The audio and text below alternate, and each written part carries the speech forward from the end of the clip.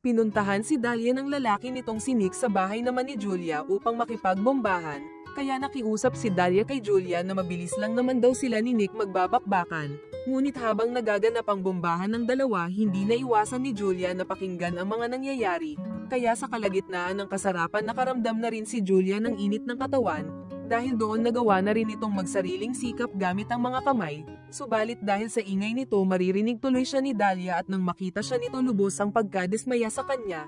Dahil sa nangyari at nang muling magkita ang magkaibigan sa school nila, agad na pinagkalat ni Dahlia sa mga classmate nila kung ano nga ang ginawa ni Julia.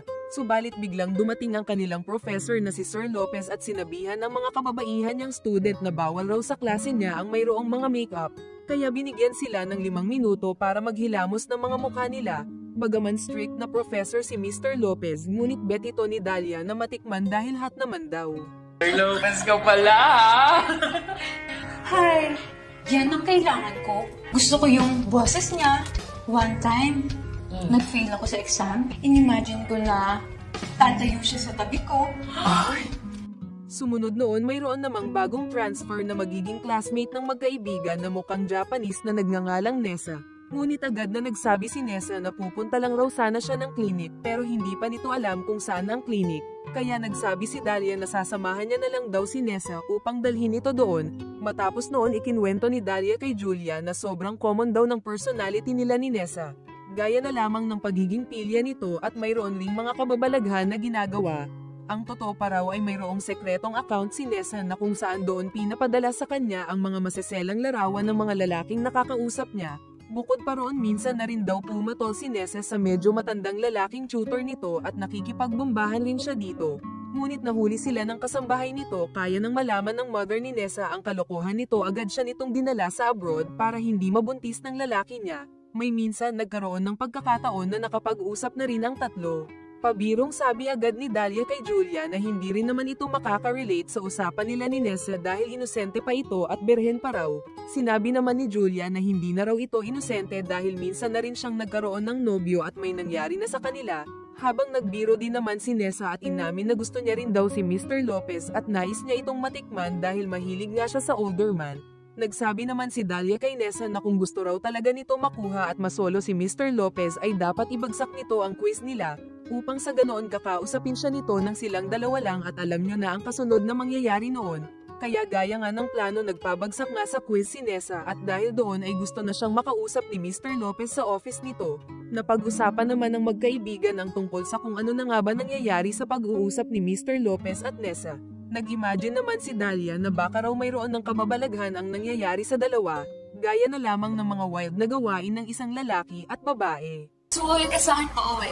Kukwento ko lahat ng nangyari sa amin. Pwede ko pa Islam City. Susunduin ko pa kasi kuya ko. Sorry, girl. Sa pag-alis ng dalawa, lumapit naman ang isang kaklase pa ni Julia at natanong nito na kung ano raw nangyari na kay Nessa.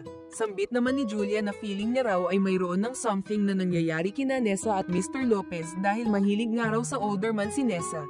Sa walang kasiguraduhan na kung totoo nga ba ang chismis, mabilis naman itong pinagkalat ng classmate ni Julia ang tungkol nga kay Nessa. Kaya naman kumalat sa buong campus nila ang mga chismis na iyon na nagmula lamang sa imahinasyon ng magkaibigan. Hanggang sa nabalitaan na lang ni Julia na suspend na raw si Mr. Lopez dahil sa chismis na nangyari sa kanila ni Nessa. Sa mga nangyaring iyon lubusan nang nabash si Mr. Lopez at nakiusap ito na huwag daw muna siyang husgahan hanggat hindi pa nalalaman ang totoo.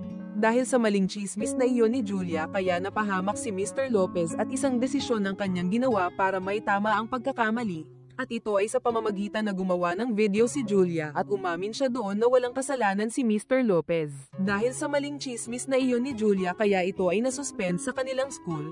Bukod pa roon ang tingin ng mga student sa kanya ay isang story maker at mapanira ng buhay ng inosenteng tao tulad ni Mr. Lopez.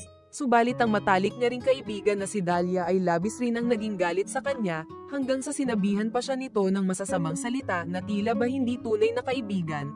Akala mo hindi ko alam? Nainap ka sa akin? Sobrang obvious mo.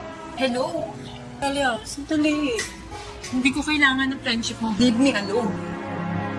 Naiwang mag-isa si Julia at iniwan ng mga kaibigan dahil lamang sa isang pagkakamali.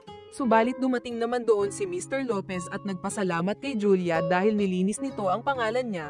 Bilib si Mr. Lopez sa pagiging totoo ni Julia at mayroong paninindigan. Bagaman nawalan ito ng mga kaibigan dahil sa isang pagkakamali, ang importante ay nagpakatotoo ka sa sarili at matapang na tinanggap ang pagkakamali.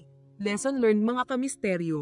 Huwag magkakalat ng chismis dahil hindi natin alam na kung ano ang magiging masamang epekto nito sa atin at lalo na sa tao na ginawa ng maling impormasyon.